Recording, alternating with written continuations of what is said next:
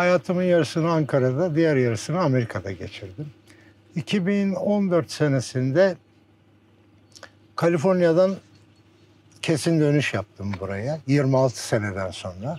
Döner dönmez zaten esas planım buydu. Ben buraya çoban olmaya geldim. Benim için en önemli olan şey hayatta planlı çalışmak. Bana göre plansız adam gereksiz adam. Planın olacak ki uygulayabilesin.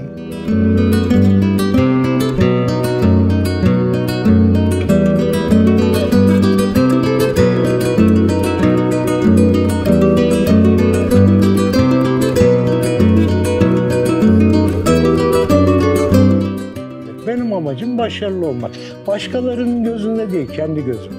Babamın söylediği çok güzel bir söz var rahmetlinin.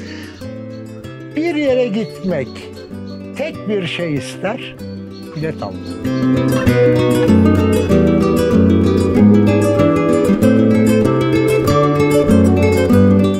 Burada 15 tane kızımız var. Sağ olsunlar her gün 15 yumurta verirler. O %100 yani. %100. %100. Hatta bakalım kaç tane yapmışlar. İçeri girmeden yumurtaları buradan toplarsınız. Aa, kızlarım yumurta yapmış burada. Ay ay ay ay güzel kızım.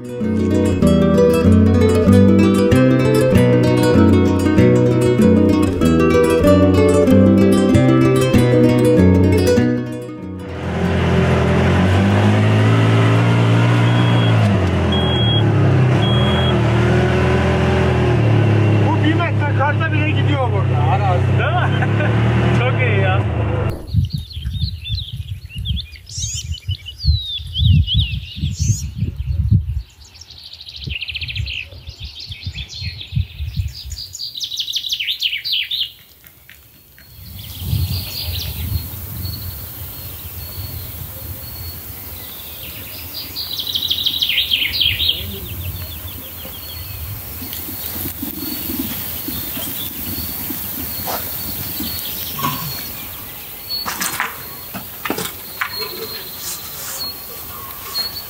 Merhaba dostlar, ben Deniz Sarı, YouTube kanalıma hoş geldiniz. Bugün farklı bir hikayeyle karşınızdayız. Yaklaşık 10 yıl önce Amerika'daki yaşamını Türkiye'de Kaz Dağları'na taşıyan Atakan, 50 dönümlük arazisinde kendi kendine yetebilen bir çiftlik yaşamı kurdu. Çiftliğinde tavukları, köpekleri, kedileri ve çeşit çeşit meyveleri bulunuyor. Şimdi hazırsanız asıl mesleği bilgisayar mühendisliği olan Atabey'in kırsaldaki yaşamını konu alan videomuz başlıyor.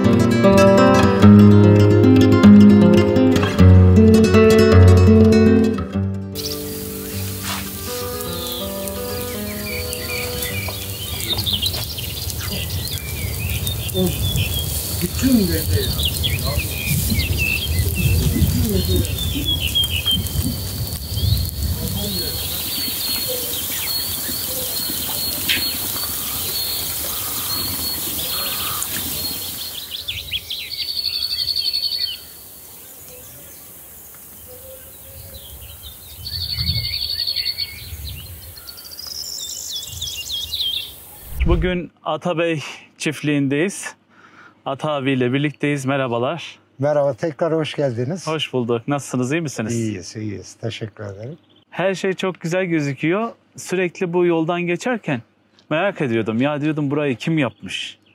Çok güzel bir çiftlik yapmış diyordum. Sonra sağ olsun Mehmet abi sizden bahsedince tanışma fırsatı elde ettik. İyi yaptınız, iyi yaptınız.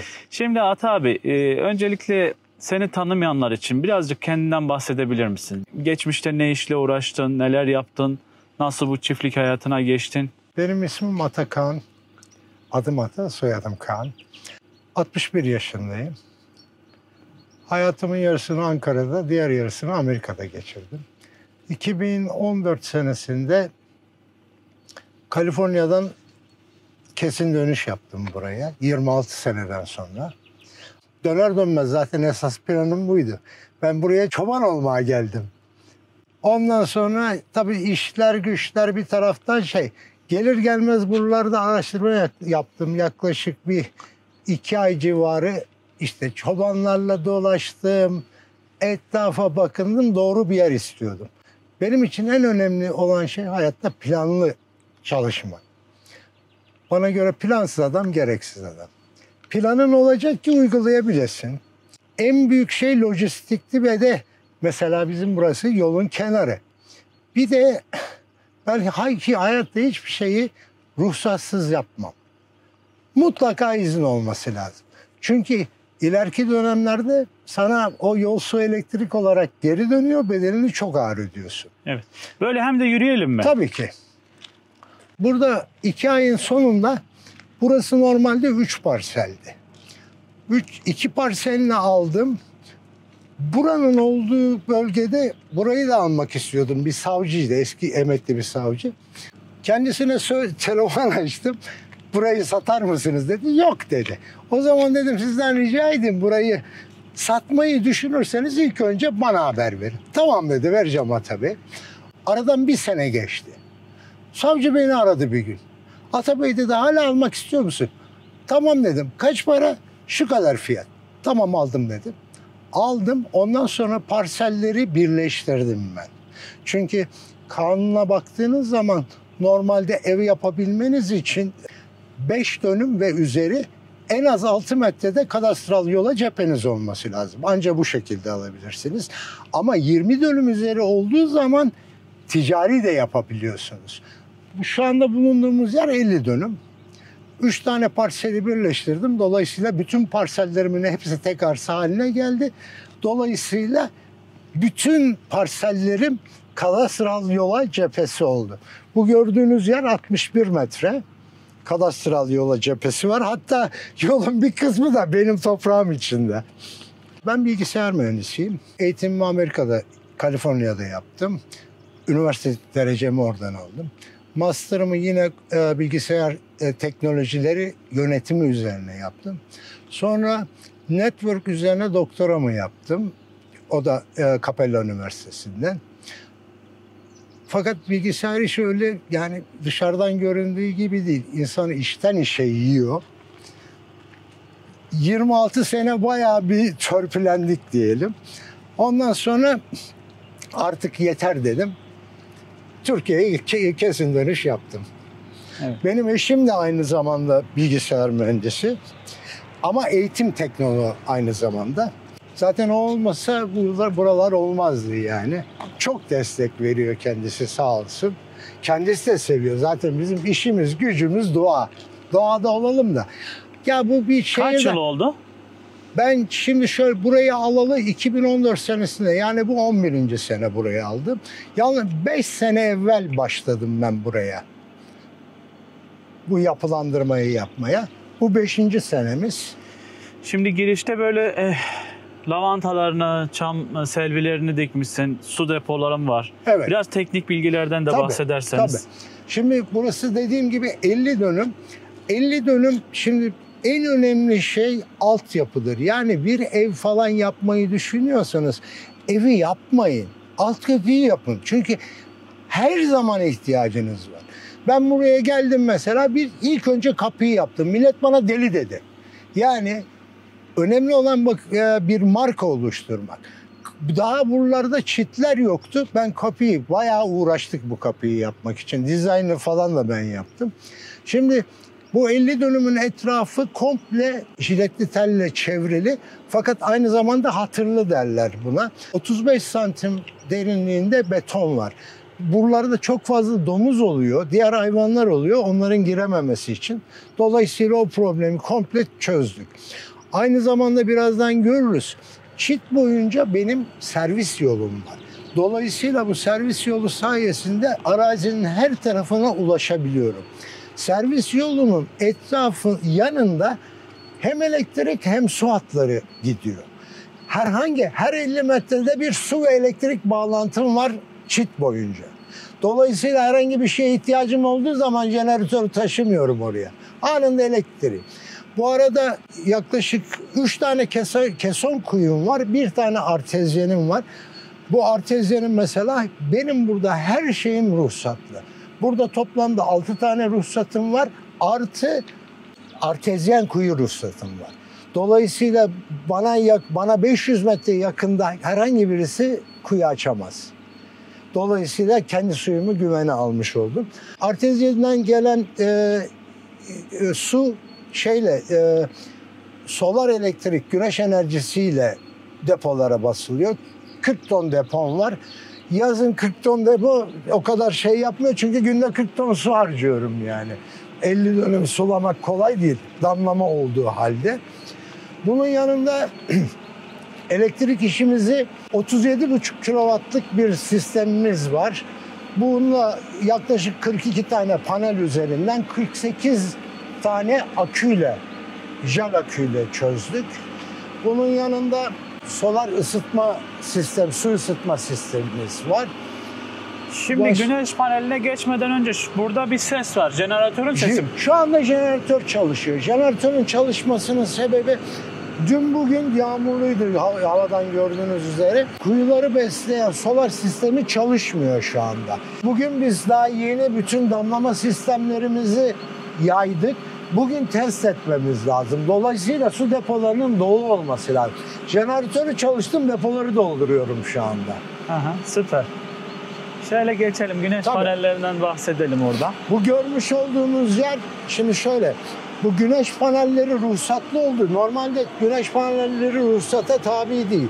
Fakat güneş panelinize ruhsat aldığınız zaman o ruhsatla beraber şalt binası denilen bir bina geliyor. Bu görmüş olduğunuz yerde şalt binamız olarak geçiyor. Yani elektriklerin kontrol edildiği bina. Dolayısıyla bunun yanında ikisi bir arada tek ruhsat oluyor. Buradaki bütün sulama, bu görmüş olduğunuz şurada kuyumuz var. Çok büyük bir enerji aslında bu, değil mi? Tabii ki, tabii ki. Ama benim enerji ihtiyacım her zaman artıyor. Artık para da vermiyorum. Önümüzdeki 50 senenin elektrik faturasını önceden ödedim.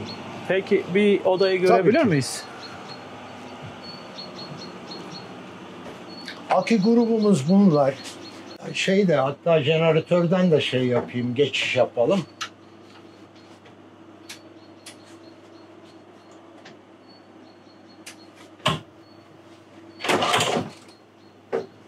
Şimdi jeneratörden geçtik. Zaten voltajımızı görüyoruz. 53 volt civarında şu anda. Bu demektir ki akülerimiz full dolu. Hı hı. Direkt alıyorsun. Evet. Panelden alıyorsun. Panelden aldığımız. Bu havada bile yani biraz gün ışığı esasında az da olsa şarj etmeye devam ediyor.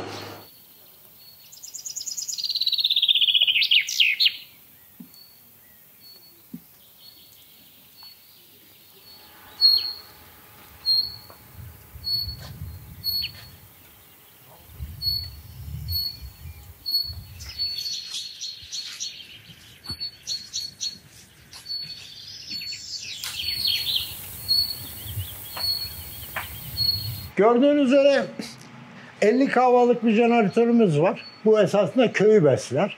Bütün enerjiye ihtiyacımızı düşük yüzdede karşılıyor. Dolayısıyla yakıt miktarından daha. Çünkü %20 ile %25'te çalıştığı zaman daha az yakıt harcıyor. Onun için tercih ettim bunu. Burada full elektronik hidroforlarımız var. Sıcak su ve soğuk su ayrı olarak. Buradaki bütün ev sistemlerinde her yerde sıcak suyumuz var. Bu arada burada bahçeler dahil her yerden akan su içilebilir. İçiyoruz, içtiğimiz su. Onun tahlillerini yaptırdık. Yani artezyenden gelen suyumuz içilebilir. İlk önce burayı yaptım. Burayı yaparken bir hata yapmışım. Burası 7 metreye 15 metre bir atölye. Burayı garaj olarak yaptım. Fakat sonradan ilk başta 25 metre yapayım demiştim. Sonra karar değiştim. Hani ne derler, insanın o an için karar verme yeteneğine bir şey oldu. Ne oldu? 15 metreye düşürdük. Fakat sonradan tekrar bir 12 metrelik daha ekledik. Birazdan görürüz. Burası benim atölyem. Bunu daha yeni yaptım. Bunu yapalı bir ay oldu. Birkaç tane demir işim vardı. Fakat demir işçileri ustaları beni kızdırdılar. Ben de oturdum kendim kaynağımı kendim yaparım. Burada kaynak makinelerim var. Burası demirci masası. Yaklaşık herhalde bir 500 kilo civarında vardır. Ama bütün kaynak makinelerim var. Her şeyim var burada. Evet. Burası işte gördüğünüz üzere burada aletlerim. Her türlü aletim var. Her şey de çok düzenli, güzel ama. Ya bulmam lazım. Bulamam yoksa. Karışık olsa bulamazsın değil mi? Burada baktığınız gibi burası gibi. Baktığım anda her şeyin nerede olduğunu görüyorum. Kolaydı. Kışın burada çalışıyorum. Burayı da göstereyim size.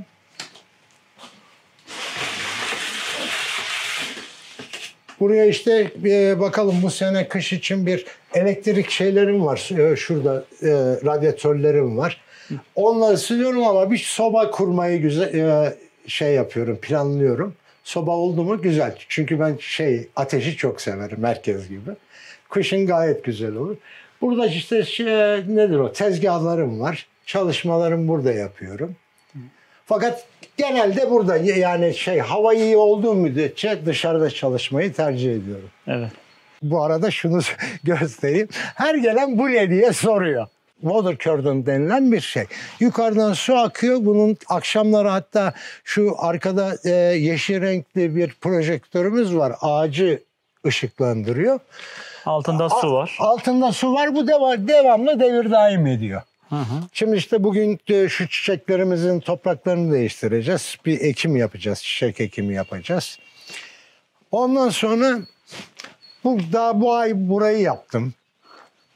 Yaptım derken gerçekten elime kaynak makinesi alıp yapıyorum yani. Burayı ne amaçla yaptın Burası abi? Depo. Depo olarak Depo. yaptın. İşte buzdolaplarımız var, profiller, borular, her şey. Şimdi burada bir sürü şey yapmışsın. Daha gezeceğiz. Çiftlikte fidanlıkları gezeceğiz. Buradaki asıl amacın neydi abi? Yani nasıl bir şey hayal ettin? Huzur. Evet. Huzur. Ya şimdi şöyle ben seyrediyorum işte bazı YouTuber'ları şeyleri falan. Millet şehirden köye, kırsala kaçmak diyor. Ben o fikirde de değilim. Çünkü nereye kaçarsan kaçacak bir yer yok. Sonunda dünyadasın yani. Dolayısıyla dünyaya sıkışıp kalmışsın. Önemli olan dünyada huzuru bulmak. Benim aradığım, ben bir yerden kaçtığım yok. Ben huzuru bulduğum yerde yaşamak istiyorum. Evet. Buradan mı devam edelim? Bu arada size hayat görüşüm burada yazıyor. Emerson'un çok sevdiğim bir şeyi tam bana uyuyor.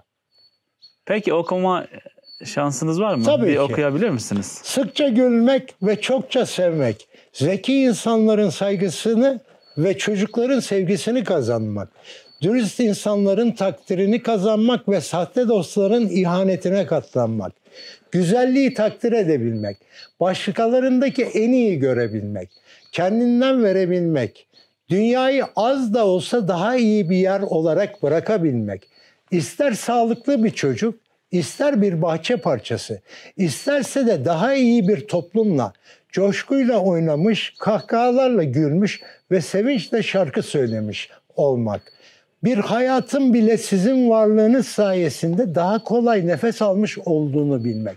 İşte bu başarılı olmak demektir. Benim amacım başarılı olmak. Başkalarının gözünde değil, kendi gözümde. Evet, ne güzel. Bu da örnek oluyor. Sizin yapmış olduğunuz bu çiftlik, burada kurmuş olduğunuz yeni bir hayat aslında birçok kişiye belki de ilham olacak. Keşke herkes yapsa. Tabii. Aynen öyle. İnsanlar düşünüyorlar yani nedir o? İşte hani şuraya gidebilir miyim, ne bileyim, yurt dışında veya uzak yerlere falan filan. Babamın söylediği çok güzel bir söz var rahmetlinin. Bir yere gitmek tek bir şey ister, bilet almak. Bilet aldığınız zaman her şey bitmiştir. Biner gidersin. Bu arada aslen nerelisiniz Ata? Ben aslen, benim annem Adapazarlı, babam İstanbullu. Fakat ben Ankara'da büyüdüm. Dediğim gibi hayatımın yarısı Ankara'da geçti. Ne oldu siz böyle yurt dışına sürükleyen şey neydi? Ya İlk ben zamanlar? zaten yurt dışında yani çok değişik ülkelerde çalıştım. Yani İtalya'da çalıştım, İngiltere'de çalıştım, telekomünikasyon alanında çalışıyordum.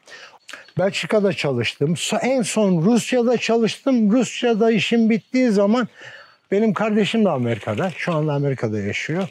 Rusya'daki işim bittiği zaman ben oraya gezmeye gittim. Fakat hayatımın en şanssız mı diyeyim ne diyeyim San Diego'ya gittim. San Diego Amerika'nın en güzel yeri. Gidince şey yapamadım, bırakamadım. Ben burada yaşarım dedim. Orada yaşamaya başladım. Okula başladım işte. Okulu Kaç yıl orada zamanınız geçti? 26 sene. 26 sene. 26 sene. Hı hı. Ondan sonra Benim peki de aşklarımdan bir tanesi. hı. Görmüş ol. Ben doğasız yapamam. kampa gidiyor musunuz mu? Devamlı eşimle beraber. Aa, süper. Bizim ömrümüz geçti bunlar. Türkiye'nin her tarafında. Karadeniz olsun. Üstünde çadırımız var. Her şeyimiz var. Burası bağımız. Yaklaşık 130 tane üzüm fidanımız var burada. Bu sene güzel bir üzüm alacağız inşallah. Burası eviniz. Evet. Burası esasında şimdi şöyle buradaki bütün de söylemiş oldu daha önce de söylediğim gibi buradaki bütün binalar ruhsatlı. Bu evimiz de ruhsatlı. Esasında tiny house'du sonradan ruhsata bağladık bunları. Fakat burası bizim esas evimiz değil. 6 tane ruhsatım var. 5 tanesi tamamlanmış, bir tanesi başlamadı. Daha zamanı var. Kendi evimiz için aşağıda yer planladık. Onun ruhsatını aldık. Burası esasında misafir evi olacak. Misafir evi yapacağız burayı. Şu çok ilgimi çekti. Şu neydi abi? Bu- Arazide mi kullanıyorsun? Bunu arazide kullanıyorum. Şimdi şöyle burada kışın kar yağıyor. Yaklaşık yani 1 metreye kadar kar oluyor. Arazinin her tarafına hangi şartlarda olur? Mesela dün bahçe yapıyorduk. Toprak taşıdık şeyle beraber. 4 çeker, kilitli diferansiyel, yaklaşık 100 beygir gücünde otoyola çıkabilir. Otobana çıkamaz ama otoyola çıkar. Çok Her iyi. işi yapıyor. Vay be, Birazdan biner gezeriz sizinle beraber. Hem de araziyi görmüş olursunuz. Çok Bu iyi. arada size başka yerleri göstereyim. Mesela dünya kadar ben dedim ya odun yakmayı seviyorum. Yani burası verandamız. Esas arkadaşlarımızla beraber işte barbekü, mangal yapmayı da seviyoruz. Burası bir oturum şeyimiz. Barbeküsü de çok güzelmiş. Hazır herhalde Evet, yaptırdınız. evet. Evet, burası. Kedilerimiz var, köpeklerimiz var. 5 kedimiz var, 5 köpeğimiz var. 15 tavuğumuz var. Şöyle araziyi göstereyim arkadaşlar size. Biraz sonra arazide de gezeceğiz. 50 dönümlük arazi. İçinde neler var abi? En sol tarafta 100 tane narım var. Onun yanında burası kiraz fidanları. Onun öteki tarafında hepsi 100'er tane. 100 tane ayva fidanım var. Şurada eşimin kendi bahçesi var. Ne bulduysa ekti sağ olsun.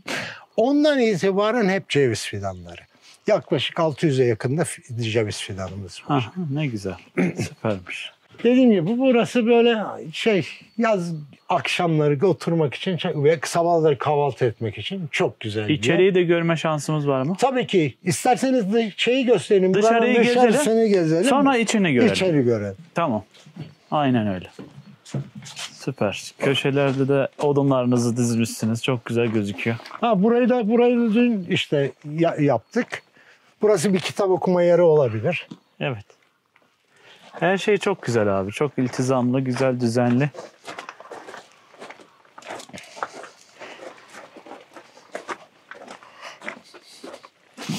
Şimdi burada dediğim gibi altyapı çok önemli. Şehirde yaşamakla burada yaşamak arasında bir fark olmaması benim için. Suyu açtığım zaman sıcak suyumun gelmesi veya kışın yaptığım zaman nedir o? Hava soğuduğu zaman kalorifer sistemi. Evde birazdan göreceksiniz. Odalarda kalorifer sistemimiz, salonda da yerden ısıtmamız var.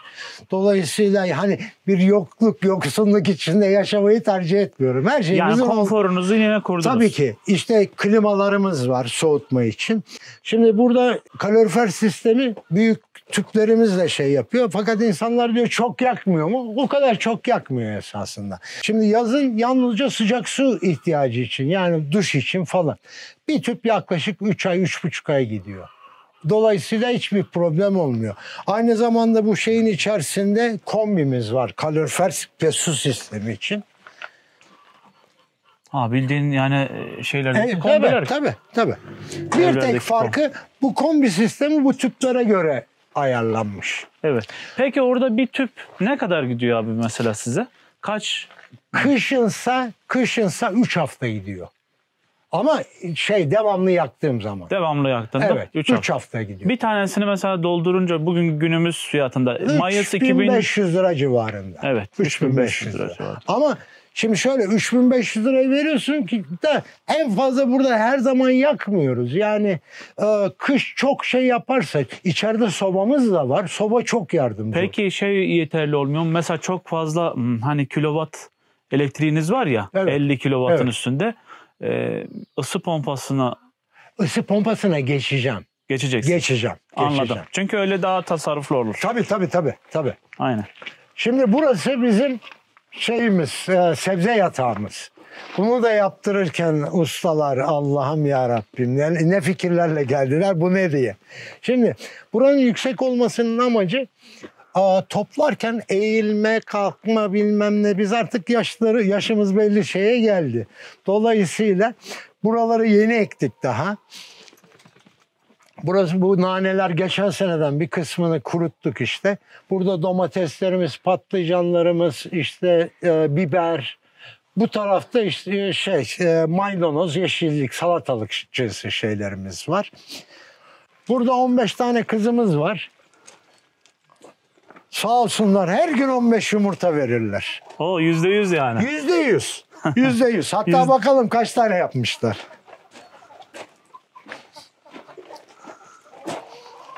%100 verim alıyorsunuz. Hangi cins bunlar abi? Ya bu şimdi şöyle, benim çok yakın bir arkadaşım var. Yumurta fabrikası var. Ya günlük yaklaşık 2,5 milyon yumurta üretiyor. Söyledim, ona gönderdi. Hiç yani hangi cinstir, şöyle midir, böyle anladım, midir tamam. yok. Gönderdi. Fakat o kadar memnunum ki. Ve burada mesela benim yaptığım sistemde hiç içeri girmeden yumurtaları buradan toplarsınız. Kızlarım yumurta yapmış burada. Ay güzel kızım. Burada da var mı? Orada yok. Hepsi bu tarafa. Hepsi bu tarafta. Akşam üzerine kadar tamamlarlar. Yaklaşık bazen kırıyorlar böyle havanın durumuna göre. 11-12 yumurta alırız akşam üstüne kadar. Fazlasıyla yetiyor. Burada dediğim gibi şu aşağıda yeni bir yaptık. Bir sebze bahçesi. O da bir hafta falan oldu işte. Orada da nedir o? İşte eşimin istediği ekstra domates falan. Kendi salçalarımızı yapıyoruz. Giderken size inşallah hediyelik yaparız. Sağ olun. Teşekkür ederiz. Domates, biber. Kendi şeylerimizi üretiyoruz. Geçen sene yaklaşık 2 dönüme bir domatesle biber ektim. Yaklaşık 500 şişe falan çıktı. Onlar da işimize, dostumuza. Peki Ata abi, şimdi 50 dönümlük bir araziyi de böyle hani siz ve eşiniz tek başına yürütebiliyor musunuz? Tabii, yardımcı alıyor musunuz? Ya yardımcılarımız var da devamlı yardımcımız yok. Çünkü güvenlik açısından dediğim gibi 5 tane köpeğimiz var. Ve de bütün her yerde kamera sistemi var. Yani herhangi bir şey olduğu zaman zaten bana anında geliyor. Tabii bilgisayarla uğraşmanın da bir avantajı oluyor. Onları gayet iyi yönetebiliyoruz. Etrafı da zaten tel çitle çevirmişsin. Tabii. Yani Kendi olduğu zaman hemen köpekler anında gösteriyor zaten. Evet. İstersen şimdi eve doğru geçelim. Ne güzel. Kaz Dağları'nın burası güney yamaçları mı oluyor? Nereye bağlı resmi olarak? Doğu yamacı. Doğu yamacı. Balıkesir'e doğru bakan taraflar. Resmi olarak nereye bağlısınız? Burası Balıkesir Havran ilçesi Fazlıca köyüne bağlı. Fazlıca köyüne bağlısınız. Eskiden yayla mıymış buralar? Ya buralarda dikim. Mesela bu arazi son yaklaşık 40 senedir ekilmemiş. Dolayısıyla tamamen organik. Bizde hiçbir yerinde kimyasal kullanmıyoruz. Yakında da yok değil mi? Yakında da yok. Çok iyi. Çok güzel.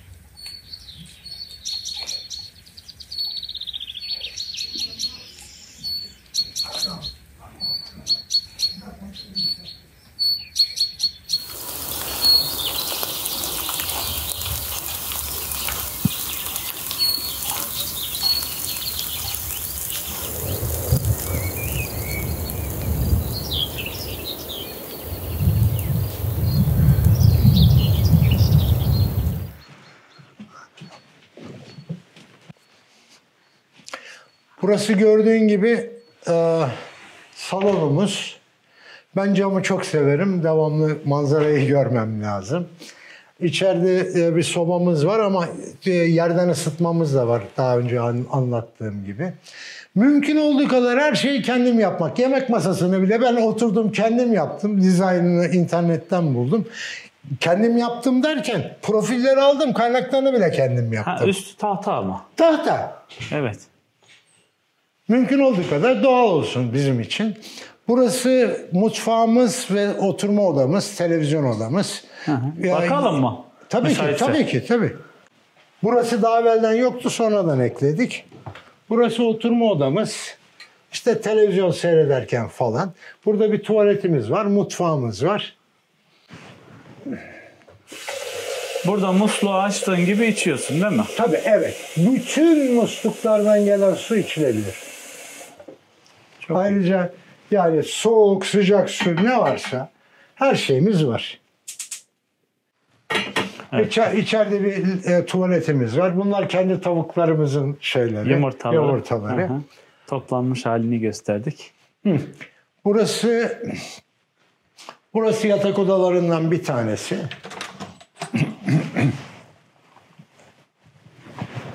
Bu yapı şey mi? Ne dediniz? Tiny house bunlar. Tiny house, değil mi? house. Plakalı ve ruhsatlıdır bunlar. Ben mesela her sabah normalde şeye bağlı olarak 5 ile 6 civarı kalkarım mevsimine göre.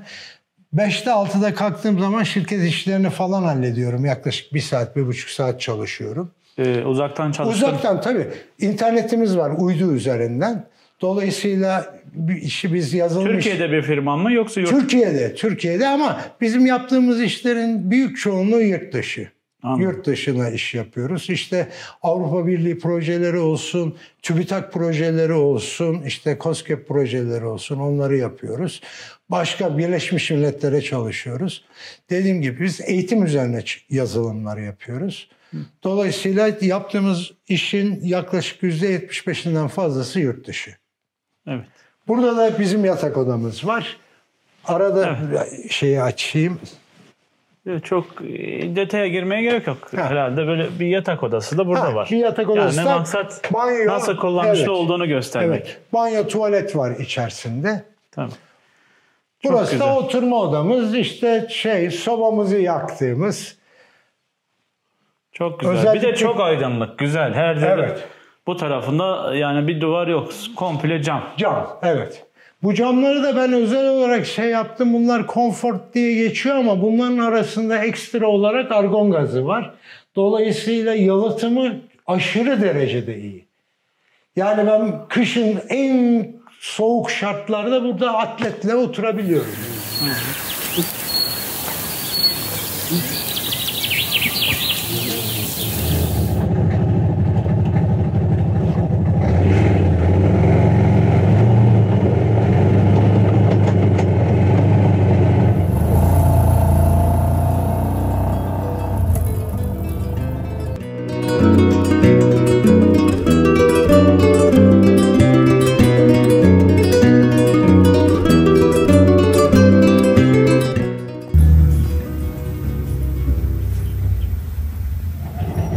Dediğim gibi çiftliğin her tarafı dikenli telli ve servis yoluyla.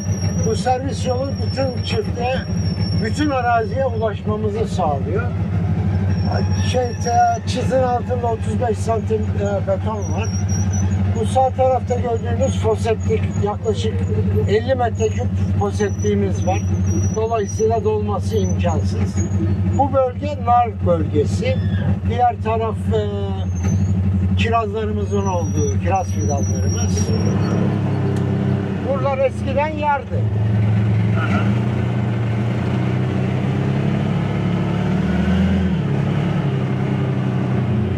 Buradan itibaren ceviz fidanlarımız. Evet.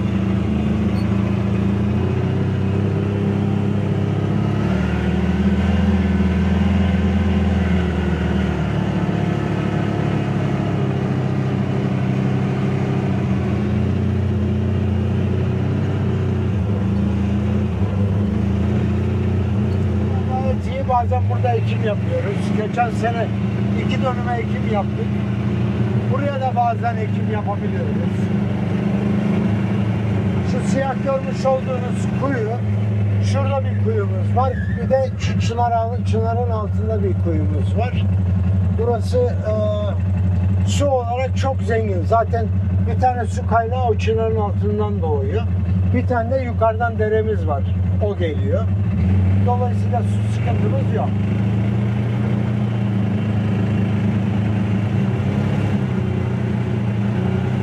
Kirazlarımız olmaya başlıyor. Oo, çok güzel. Dediğim gibi her yerde su bağlantılarımız var. Yolun kenarında.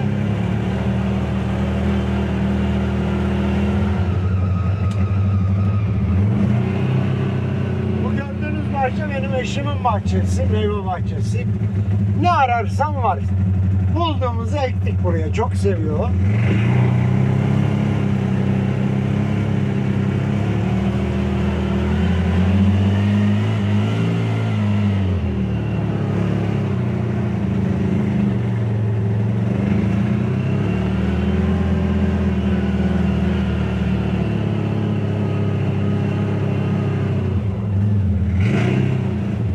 Burası eşimin kahve mola yeri.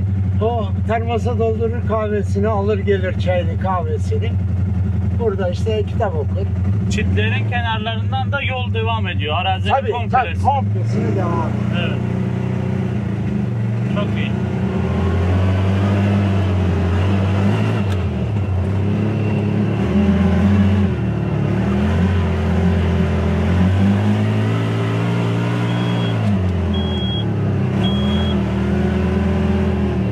Bu 1 metre karda bile gidiyor burada arazi. Değil mi? Çok iyi ya. Bu arada buraya kar çok yağıyor mu? Çok yağmaz ama yani yağdığı zaman yol kapanır.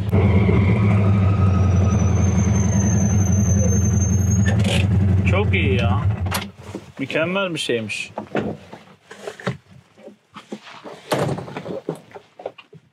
Şimdi buraya da oturma grubu yaptık. İşte buraları çiçeklendirdik. Burası yazın çok serin oluyor bu alan. Şişt, durun. Evet, OTV turumuzdan sonra Evet. bir Dinlenme. dinginlik iyi oldu. Evet. Ama OTV de yani bu yağmurda, çamurda bak Hiç. Evet. her yerde hiç traktör gibi. Traktör. Zaten traktör grubunda. Öyle mi? Evet, her 3 senede bir muayenesi. Ha. Avarel oğlum, güzel oğlum bunlar. Avarelimiz, Geziniyorlar, Efemiz, özgürler. Toprak.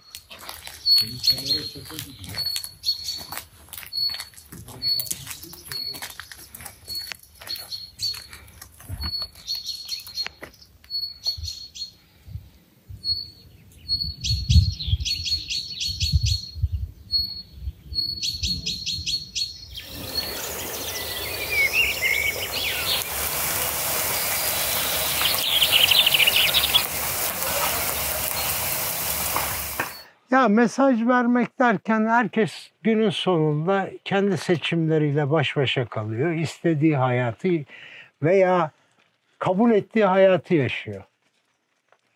Ne benim hayatım herkese uyar, ne herkesin hayatı. Herkes istediği şekilde barış içinde güzel bir hayat yaşasın. Evet. Yani fazla kasmaya gerek yok. Bir de sevdiği şeyin peşinden gitsin, değil mi? Kesinlikle. Sevdiğin işi yaptığın zaman en iyisini yapıyorsun. Bir şeye ihtiyacım olduğu zaman ilk başta düşünüyorum ne yapayım. Bu kadar odun var. Ben bu odunları kestirdim fakat odunlar çok büyük şey için, soba için. Bunların kesilmesi lazım. Şimdi bunları bir motorum var, ağaç testerem var. Ağaç testeremle kesmeye çalışacağım ama şeye değecek. Nedir o? Taşa değecek, ucu körlenecek. Dedim hem kendimi şey yapmadan bir tane ağaç kesme aparatı yapayım. Buradan kesiyorum, hiç uğraştığım yok. Kendim yaptım. Ne güzel. Abi bugün için çok teşekkür ederim. Ben teşekkür ederim. Her Bizi zaman kabul ettin. bekleriz. Güzel Her zaman bilgiler verdin. Gerçekten örnek bir çiftlik yapmışsın burada. Örnek bir çiftlik inşa etmişsin. Umarım bu hayat herkese örnek olur. İzleyenler için de ilham olur. İnşallah. Çok teşekkür ederiz her şey Yani için. ben kendim için başarılı olmak istiyorum. Başkalarının ne dediği o kadar şey değil, önemli değil. Ama kendim için kendimi başarılı hissetmek istiyorum. Yapmak istediğim bu. Evet, teşekkür ederim. Ben teşekkür ederim.